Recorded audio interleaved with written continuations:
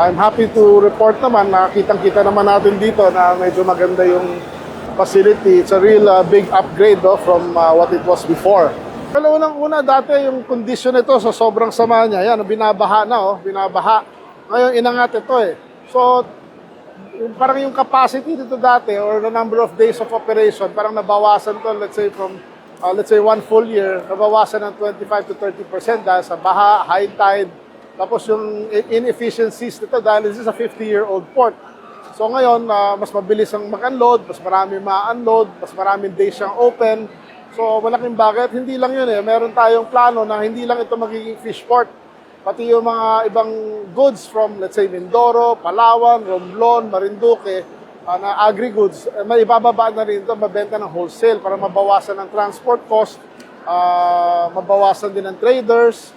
So hopefully makatulong din to sa pagbaba ng inflation, makamura ng bilihin sa mamamayang Pilipino. Malaki ang maibabawas sa tinatawag natin na post-harvest losses.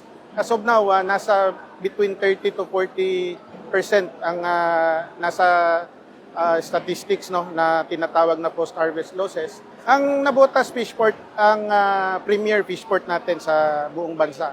Pag naayos natin ang Navotas Fish Port, yan ay nagsisignify na bubuti at patuloy na bubuti yung mga regional fish ports, municipal fish ports natin.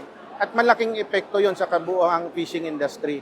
So as of now, PFDA, DA and PFDA, and of course with the support of the administration of President Bongbong Marcos Jr., ay talagang marami tayong inaayos. Almost lahat ng 9 regional fishing ports natin ay ongoing at inaayos natin. May patapos na. And may mga binubuo tayo or tinatapos tayo ng mga ice plant.